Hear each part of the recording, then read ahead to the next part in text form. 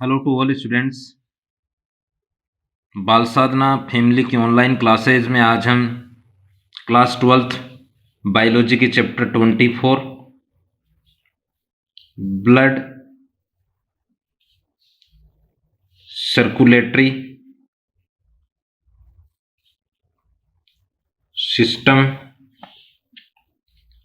Of human, जिसे हिंदी में कहेंगे मानव का रक्त परिसंचरण तंत्र, यह रुधिर परिसंचरण तंत्र भी बोल सकते हैं। इसमें पहले हम लेंगे introduction of blood circulatory system,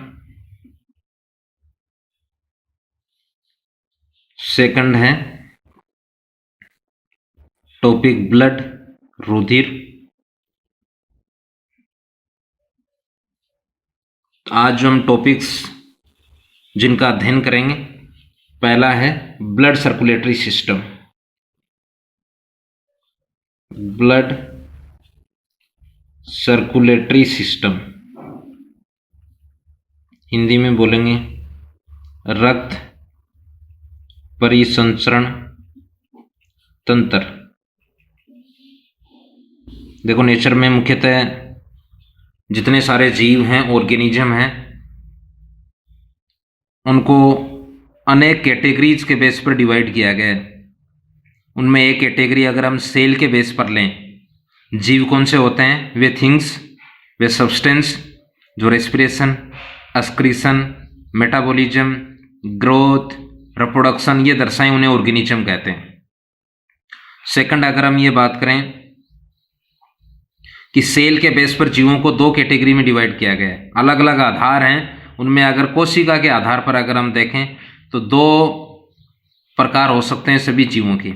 पहला है यूनिसेलुलर जीव, एक कोशिकीय जीव, यानी वे जीव जिनमें केवल एक सिंगल सेल उपस्थित होती है। सभी जैविक क्रिया वो सिंगल सेल ही संपन्न करती है, या सभी जैविक क्रिया सिंगल सेल में ही होती हैं। कुछ ऐसे जीव हैं जो जिनमें एक से अधिक, या ये बोल सकते हैं दो से अधिक सेल पाई जाती हैं, उन्हें मल्टी सेलुलर जीव कहते हैं, बहुकोशिकीय जीव कहते हैं। एक कोशिकीय जीवों में जो कोशिका है बाह्य वातावरण के सीधे संपर्क में रहती है, क्योंकि जितनी सारी जैविक क्रियाएं वो इन्वायरमेंट पर डिपेंड हैं। अतः एक कोशिकीय जीव बाह्य वातावरण से अपनी जितने भी एक्सचेंज करने, जितने भी विनिमय करने वो आसानी से कर सकते हैं, चाहे वो फूड से संबंधित हो, चाहे वो ऑक्सीजन का एक्सचेंज हो, या CO2 का एक्सचेंज हो, यानी गैसेज का एक्सचेंज हो। परंतु बहुकोशिकीय जीवों में सभी कोशिकाएं इन्वायरमेंट के संपर्क में नहीं रहती हैं, वातावरण के संपर्क में नहीं है। ऐसी स्थिति उन जीवों में फूड सप्लाई के लिए, एक्सचेंज ऑफ गैसेज, गैसों के विनिमय के लिए, उत्सर्जी पदार्थों का भी बाह्य वातावरण में मुक्त करने के लिए कुछ विशेष प्रकार का एक सिस्टम पाया जाता है, उसे ब्लड सर्कुलेटरी सिस्टम कहते हैं। अब ये बोल सकते हैं मल्टी सेलुलर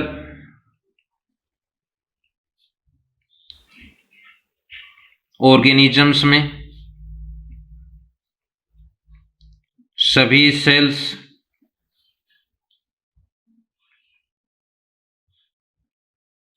वातावरण के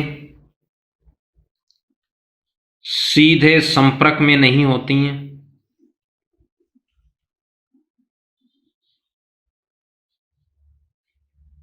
अतः फूड सप्लाई प्रत्येक सेल तक, फूड सप्लाई कहां तक? प्रत्येक कोशिका तक, प्रत्येक टिश्यू तक, वह एक्सचेंज ऑफ गैसेज, गैसों के विनिमय, चाहे O2 का हो चाहे CO2, O2 का प्रत्येक सेल तक पहुंचना, वहां फूड के ऑक्सीडेशन होने से CO2 बनेगी, उसका वापस बाहर मुक्त होना। अतः फूड सप्लाई व एक्सचेंज ऑफ गैसेज की आपूर्ति हेतु तथा excretory, once again excretory materials को वातावरण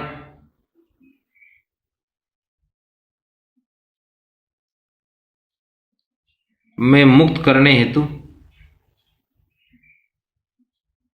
एक सिस्टम की आवश्यकता पड़ती है,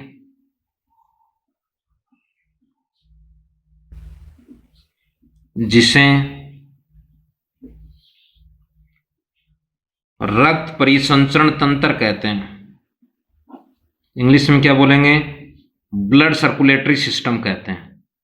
ये तो पहला इसका परिचय है। देखो नेक्स्ट है types of blood circulatory system.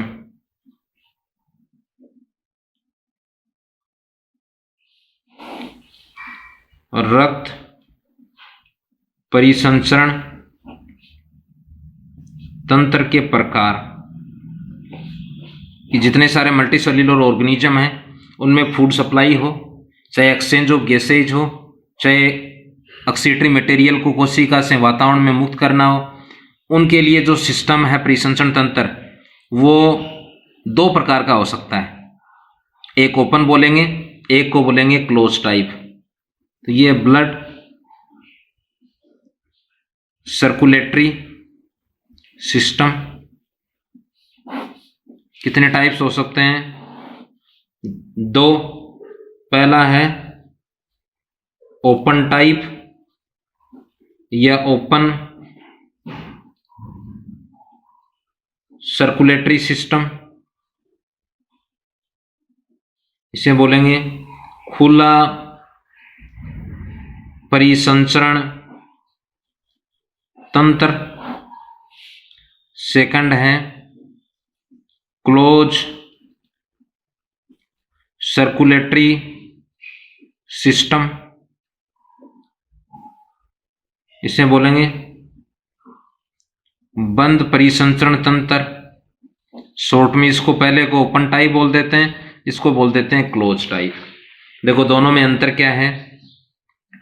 ये तो food supply, exchange gases, food supply exchange of gases के लिए जो सिस्टम है उसको अपने का परिसंचरण तंत्र। सामान्यतः क्या बहता है इसके माध्यम से किसका परिसंचरण होता है? ब्लड का होता है, इसलिए ब्लड सर्कुलेटरी सिस्टम यानी ब्लड द्वारा ही किसकी आपूर्ति होती है? फूड सप्लाई की, एक्सचेंज ऑफ गैसेज की, ये वातावरण में मुक्त किए जाते हैं। पहला अगर हम बोल सकते हैं कि इस प्रकार के परिसंचरण तंत्र में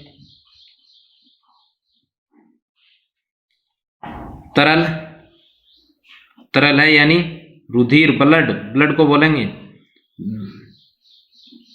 द्रव्य कोशिका तथा ऊतकों के मध्य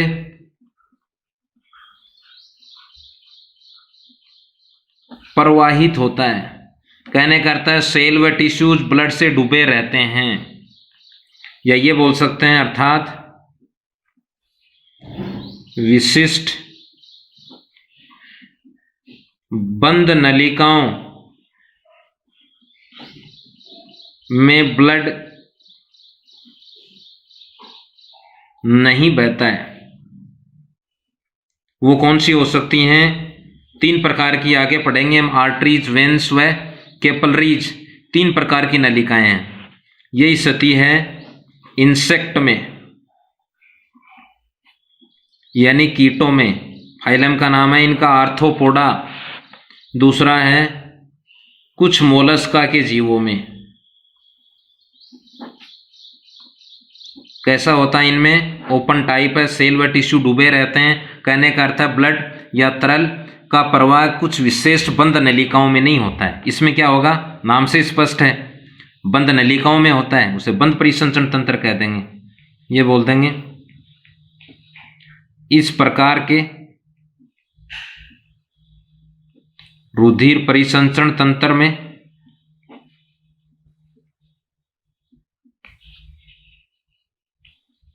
संवहनी तरल यानी जो बहता है तरल बंद नलिकाओं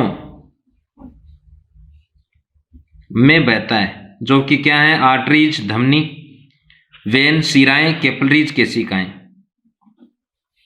जैसे इसमें मनुष्य, क्लास मेमल्स के जीव इसी में आते हैं, रेप्टिलिया में भी यही है, एवीज में भी यही है, एम्फीबियन में भी यही है। एक एग्जाम्पल है रेबिट, ये भी मेमल्स का ही जीव है। देखो नेक्स्ट पार्ट है ब्लड, हिंदी में बोलेंगे रक्त या रुधिर। देखो पदार्थ की तीन अवस्थाएं होती हैं, ठोस, द्रव व गैस, सॉलिड, लिक्विड व वेपर बोल सकते हैं। ये लिक्विड अवस्था में पाया जाता है। तो पहला तो बोल देंगे ब्लड तरल, एक अंग को दूसरे अंग से, एक सेल को दूसरी सेल से, एक टिश्यू को दूसरे टिश्यू से, यानी एक ऑर्गन को दूसरे ऑर्गन से, एक कोशिका से दूसरी कोशिका बोल सकते हैं, एक सेल को दूसरी सेल से, एक टिश्यू को दूसरे टिश्यू से क्या कर रहा है, कनेक्ट करता है। कनेक्ट करने के लिए बोलेंगे संयोजी। तो संयोजी आ गया। इसमें तीन कणिकाएं हम पढ़ेंगे, कार्पुल्स, आरबीसी, डब्ल्यूबीसी, जिन्हें कुछ बार सेल भी बोल देते हैं, सामान्यतः सेल नहीं है इसलिए उनके समूह को बोलते हैं उत्तक। तो रुधिर क्या है, ब्लड तरल संयोजी उत्तक है। दूसरा है अमाउंट ऑफ ब्लड, एक स्वस्थ मनुष्य में कितना ब्लड पाया जाता है, ये मान सकते हैं अबाउट 5 लीटर, 5 लीटर के आसपास या ब्लड पाया जाता है। नेक्स्ट है कंपोजिशन ऑफ ब्लड, इसको हिंदी में बोलेंगे रुधिर का संगठन, कि रुधिर किन किन से मिलकर बना है। पार्ट कौन कौन से हैं, 2 पार्ट हैं इसके मुख्यतः। एक को हम बोलेंगे प्लाज्मा, दूसरे को बोलेंगे ब्लड कार्पुल्स। इसको तो बोलेंगे रुधिर कणिकाएं, इसको बोलेंगे प्लाज्मा। पहला ले रहा हूं मैं प्लाज्मा। पहला तो है, यह है रुधिर का लगभग 55% भाग बनाता है। कितना पार्ट, 55%। अब देखो इसका भी दे रखा आपके, कंपोजिशन ऑफ प्लाज्मा, ये बोल सकते हैं प्लाज्मा का संगठन। देखो मुख्यतः 3 प्रकार के संगठन है इसमें, जल, ऑर्गेनिक और इनऑर्गेनिक। पहला है जल, मात्रा होती है इसकी लगभग 90%। कितनी उपस्थित होती है, लगभग 90% उपस्थित होती है। कार्य देखो इसका, इधर कार्य है, इधर मात्रा है, इधर क्या है, घटक, अवयव। कार्य एक तो परिवहन का है, दूसरा है रुधिर दाब का नियमन, बीपी का नियमन, रेगुलेशन ऑफ ब्लड प्रेशर। दूसरा देखो ऑर्गेनिक सब्सटेंस,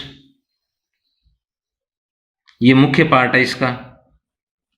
क्या बोलेंगे, कार्बनिक पदार्थ कौन कौन से हैं इसमें।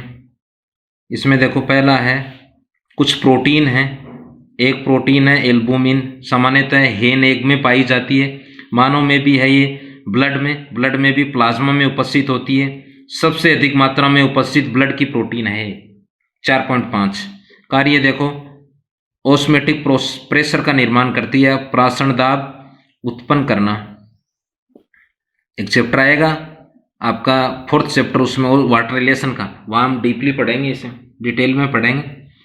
तो एल्बुमिन ब्लड प्लाज्मा में उपस्थित सर्वाधिक मात्रा की प्रोटीन है। कार्य टू क्रिएट ऑस्मेटिक प्रेशर। देखो सेकंड है ग्लोब्यूलिन, 3 प्रकार की होती है, alpha globulin, beta globulin, gamma globulin. इसकी मात्रा है 2.5, यानी दूसरी सबसे अधिक प्रोटीन है ब्लड प्लाज्मा में।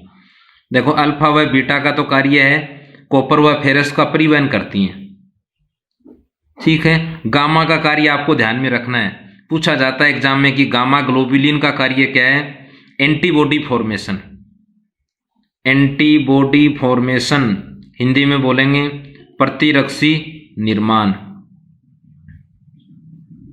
प्रतिरक्षी निर्माण, ये बिंदु ध्यान में रखना है। गामा ग्लोब्यूलिन का कार्य, आगे एक सेल भी हम पढ़ेंगे प्लाज्मा सेल, वो भी यही करती है, यानी एंटीबॉडी बनाती है।